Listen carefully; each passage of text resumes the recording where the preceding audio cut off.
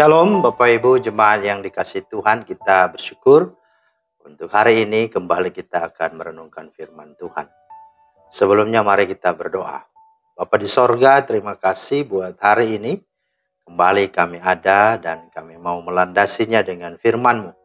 Mari ya Roh Kudus, buka hati kami, terangi dan tuntunlah sehingga kami mengerti dan menjadi pelaku firman-Mu yang setia. Dalam nama Tuhan Yesus. Amin. Bapak Ibu, firman Tuhan kita terambil di dalam Yohanes 12 ayat 24.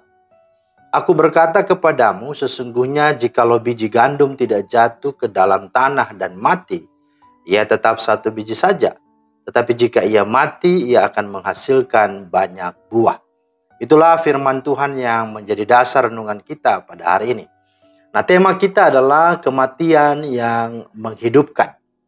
Nah, saudara, yang dimaksud dengan kematian yang menghidupkan itu adalah tentang biji gandum yang jatuh dalam tanah dan mati. Dan kalau dia tidak mati, dia hanya satu biji saja. Tetapi karena dia mati, maka akhirnya dia menghasilkan banyak buah, yaitu gandum itu sendiri.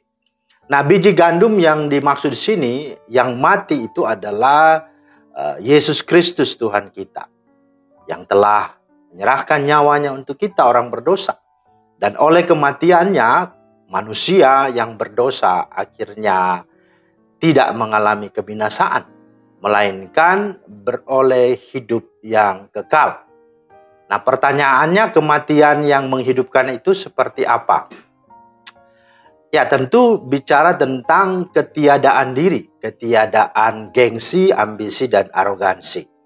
Ya, tidak bicara fisik di sini. Walaupun memang akhirnya kita semua akan mengalami kematian fisik. Nah, seperti apa kematian yang menghidupkan itu? Yang pertama adalah kematian yang menghidupkan itu adalah kematian yang menaklukkan diri sendiri. Inilah yang disebut dengan tadi, ketiadaan diri. Nah, Yesus setelah meneladaninya di dalam firman Tuhan yang kita baca ketika dia berdoa di Getsemani, dikatakan, kalau boleh cawan penderitaan ini lalu daripadaku, tetapi bukan yang aku kehendaki, melainkan yang engkau atau Bapa kehendaki. Nah, dalam bahasa Paulus berkata bahwa hidupku bukannya aku lagi, melainkan Kristus yang hidup di dalam aku. Jadi artinya dia menaklukkan diri untuk Kristus, untuk Allah dan kehendaknya sungguh-sungguh bertata dan berkuasa. Nah, yang kedua, kematian yang menghidupkan itu adalah kematian yang membangun kehidupan orang lain. Alkitab berkata bahwa walaupun ia kaya, ia rela menjadi miskin demi kamu supaya melalui kemiskinannya kamu menjadi kaya. 2 Korintus 8:9. Paulus berkata juga, bagi orang yang lemah aku menjadi lemah supaya aku dapat memenangkan mereka yang lemah. Aku sudah menjadi segala sesuatu bagi semua orang supaya dengan segala cara aku dapat menyelamatkan beberapa orang. 1 Korintus 9 ayat 22. Jadi saudara, kematian Yesus di sini adalah sebuah persembahan, sebuah pengagungan dirinya, ya, dalam arti ketaatannya kepada Bapanya. Kematian seperti ini adalah kematian yang sungguh-sungguh rela mengorbankan nyawa demi Injil dan demi jiwa-jiwa yang berdosa untuk diselamatkan. Inilah yang dialami oleh Kristus Yesus Tuhan kita, tapi juga oleh para rasul, atau juga bahkan oleh Stefanus, oleh Paulus, dan para martir atau para syuhada. Dan Tertullianus pernah berkata bahwa darah seorang yang mati syahid atau martir itu adalah benih gereja. Nah, saudara, tanpa bermaksud mengungkit dan mengingat-ingat lagi bahwa kematian seperti ini jugalah yang almarhum Pendeta Charles Omatan telah alami. Kematian seorang hamba Tuhan yang sangat berharga, dan itu tidak akan sia-sia.